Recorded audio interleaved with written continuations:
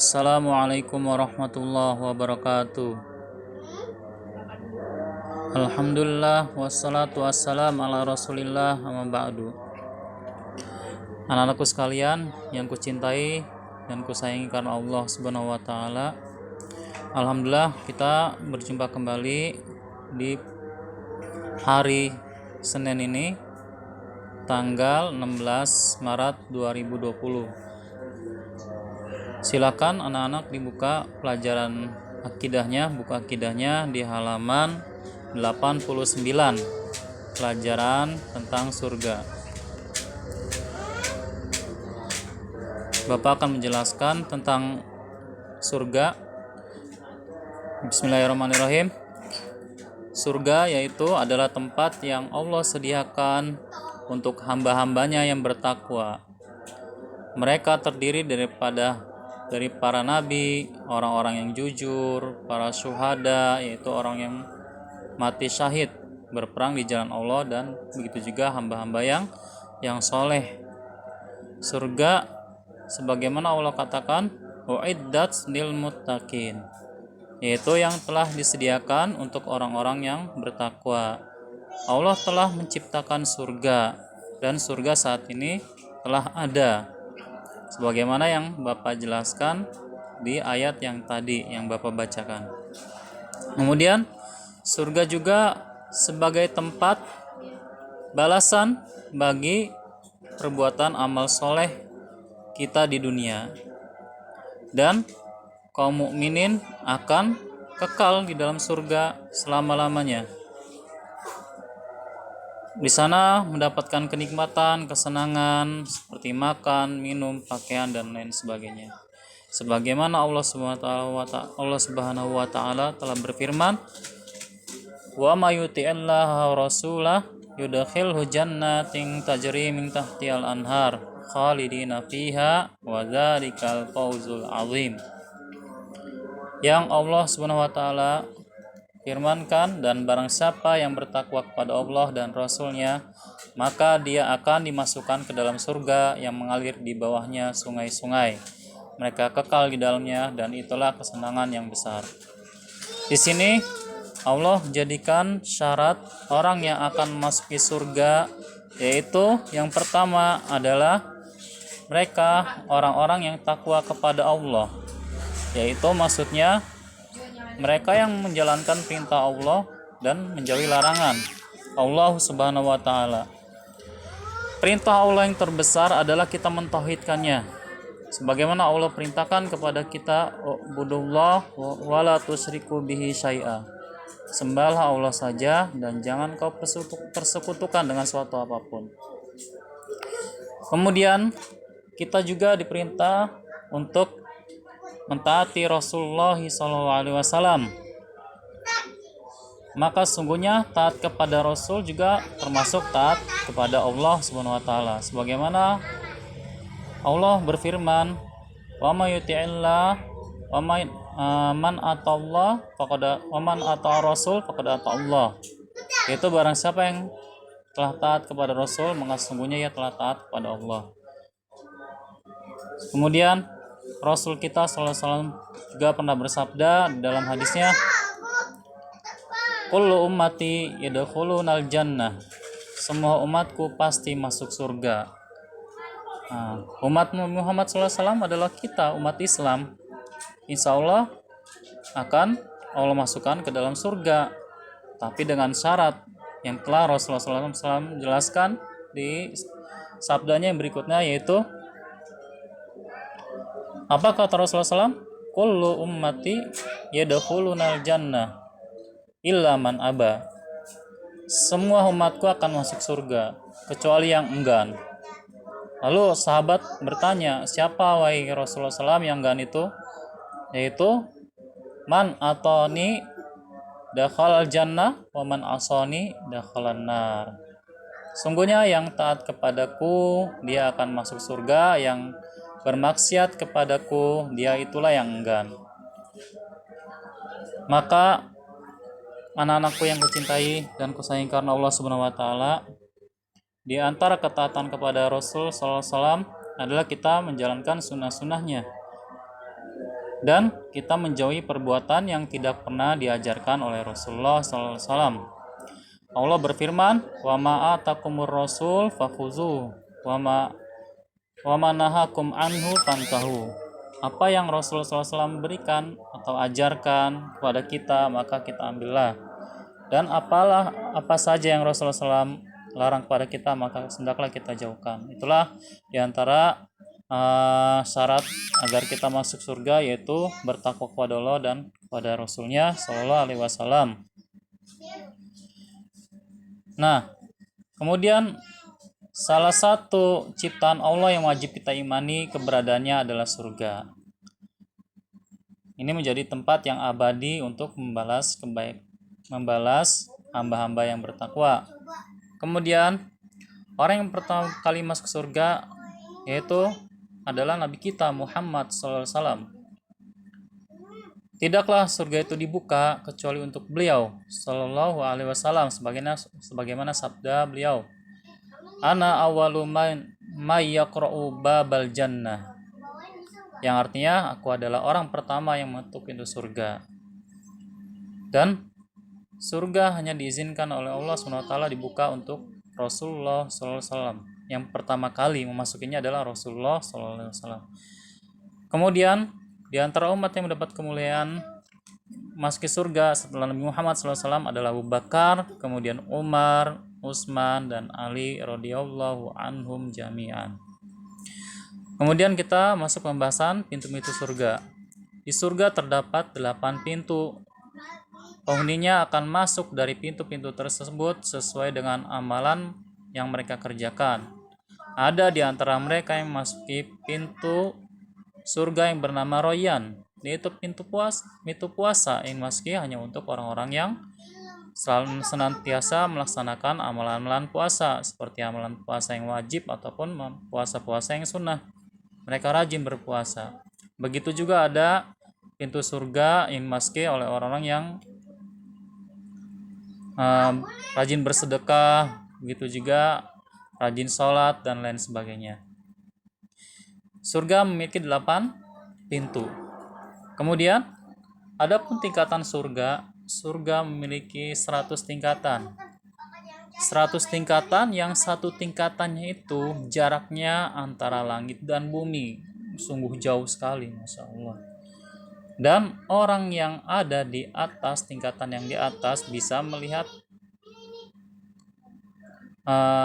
orang yang ada di bawah bisa melihat kenikmatan yang dirasakan oleh orang yang ada di atasnya, tidak sebaliknya. Artinya tidak orang yang di atas melihat yang ke bawah, surga yang tingkatan di bawah, tidak. Kemudian yang menjadi tingkatan yang mulia di surga yaitu di sini adalah orang mukmin dan para ulama. Kenapa? Karena Allah SWT telah berfirman, "Yarfa'illahu allazina amanu minkum wallazina utul ilma darajat wallahu bima ta'maluna khabir." Allah akan mengangkat orang yang beriman di antara kalian dan orang-orang yang menuntut ilmu beberapa derajat, dan Allah Maha mengetahui apa yang kamu kerjakan. Anak-anakku sekalian yang aku cintai dan aku sayangi karena Allah SWT, ayat ini menjelaskan tentang keutamaan ilmu.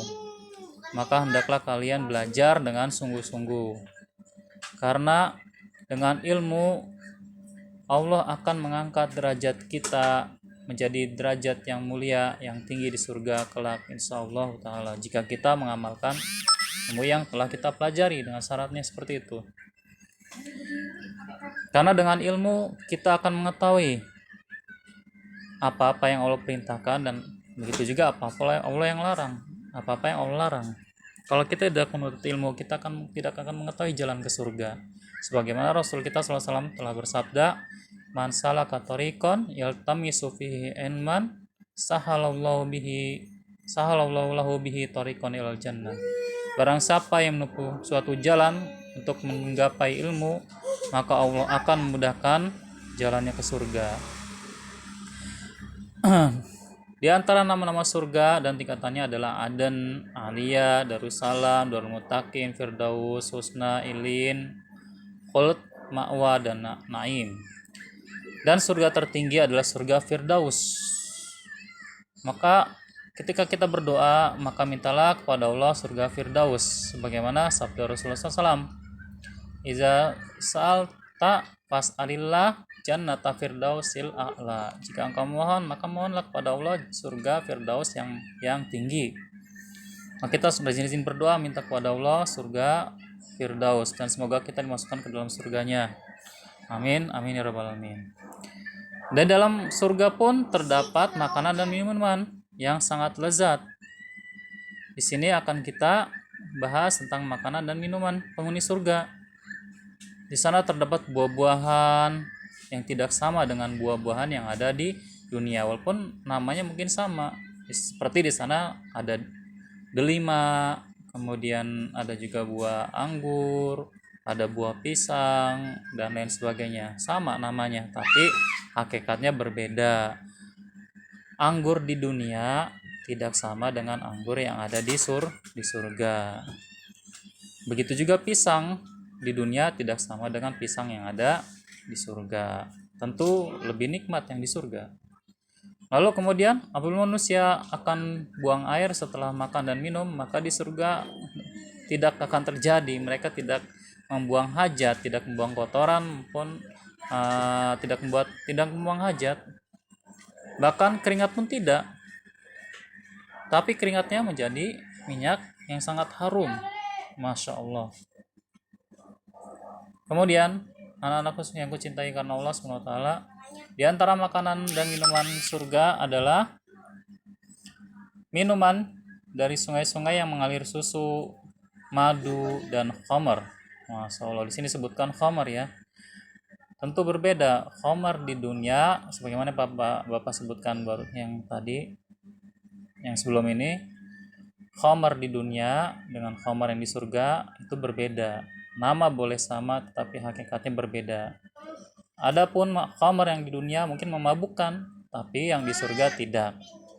Justru bagi orang mukmin di dunia itu diharamkan khamar, akan tapi di surga tidak. Makanya khamar kita minum nanti di surga, jangan kita minum di dunia. Karena kalau kita minum di dunia, Allah akan haramkan khamar yang di surga nanti. Kemudian yang kedua, segala macam buah-buahan tersedia setiap saat diinginkan. Kita tidak repot-repot, nggak usah repot-repot memetiknya, memanjat pohonnya, tidak usah. Karena dijelaskan dalam sebuah hadis itu pohon-pohon di surga itu sangat rindang. Ketika kita berjalan sangat dekat dengan jarak mungkin mulut kita tinggal tidak ketika hati kita menginginkan, maka buah itu akan ada dengan sendirinya. Subhanallah ta'ala, akan menghampiri kita. Kemudian segala makanan dengan lauk pauk apa saja yang diinginkan, yaitu yang terlintas di hati kita, apa yang kita inginkan, maka Allah akan memberikan apa yang kita inginkan. Subhanallah, tidak melalui usaha. Seperti kita di dunia, kita ingin makan, kita berusaha mencari, kita ingin makan buah ini dan itu, maka kita harus memanjatnya, kita membelinya dengan uang. Nah, kalau di surga tidak, apa yang kita inginkan di hati kita, maka buah tersebut langsung ada. Masya Allah. Lalu kenikmatan surga yang lainnya adalah usia dan wajah mereka kembali muda dan menarik. Masya Allah. Di sana di surga ada suatu hadis yang ini merupakan candaan Rasulullah SAW kepada seorang nenek-nenek. Ketika nenek datang kepada Rasulullah SAW bertanya, "Wahai Rasulullah, di mana tempat aku nanti di akhirat? Apakah aku masuk surga?" Lalu Rasulullah SAW bilang, "Tidak." Lalu kemudian nenek itu berpaling dan sambil menangis. Lalu kemudian Rasulullah SAW memanggilnya, "Wahai nenek, sesungguhnya di surga tidak ada nenek-nenek. Sebagaimana di surga hanya ada pemuda, dan kelak di surga kita semua dijadikan sama usianya, yaitu sekitar 30 tahunan. Artinya tidak ada nenek di surga, yang ada semua muda.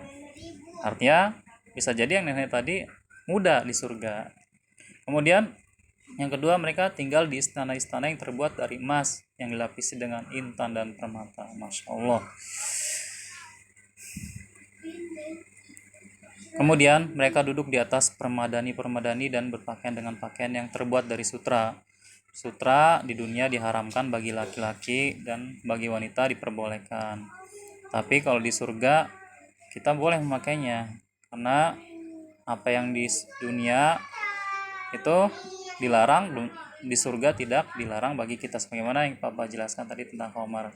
Kemudian yang keempat, dikelilingi oleh pembantu-pembantu yang sangat cantik dan taat. Artinya di sini ada bidadari-bidadari surga yang disediakan untuk manusia yang masuki surga. Kemudian kenikmatan terbesar yang akan didapatkan di surga kelak adalah ini, dapat melihat wajah Allah Subhanahu wa taala. Siapa yang tidak ingin melihat Tuhan kita? Tentu semua ingin berjumpa dengannya. Kita merindukannya, kita ingin melihat wajahnya.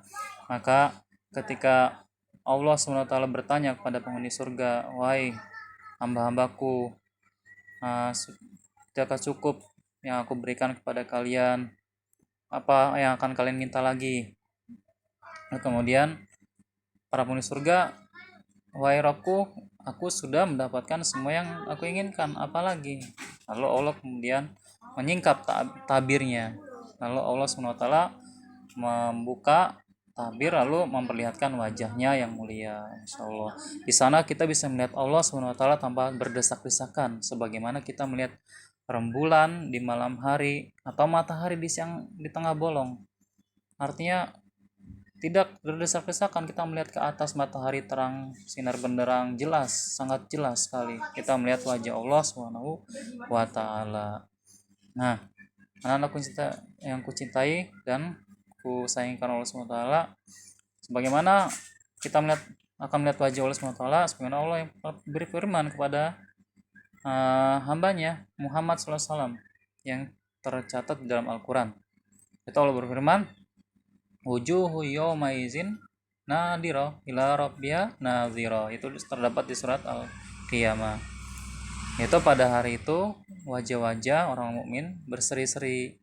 Itu kenapa? Karena mereka melihat kepada wajah Tuhannya. Semoga kita diberikan oleh Allah kenikmatan berupa bisa melihat wajah di surga kelak. Amin, amin ya rabbal alamin. Demikian anak-anakku yang sayang mencintai karena Allah, semoga penjelasan Bapak bisa dipahami. Kemudian anak-anak sekalian, silakan dikerjakan evaluasi 1 dan evaluasi 2 ya, halaman 93 dan halaman 94. Demikian kita akhiri dengan doa, subhanakallahumma wa bihamdika asyhadu alla ilaha illa anta astaghfiruka wa atubu ilaik. Assalamualaikum warahmatullahi wabarakatuh.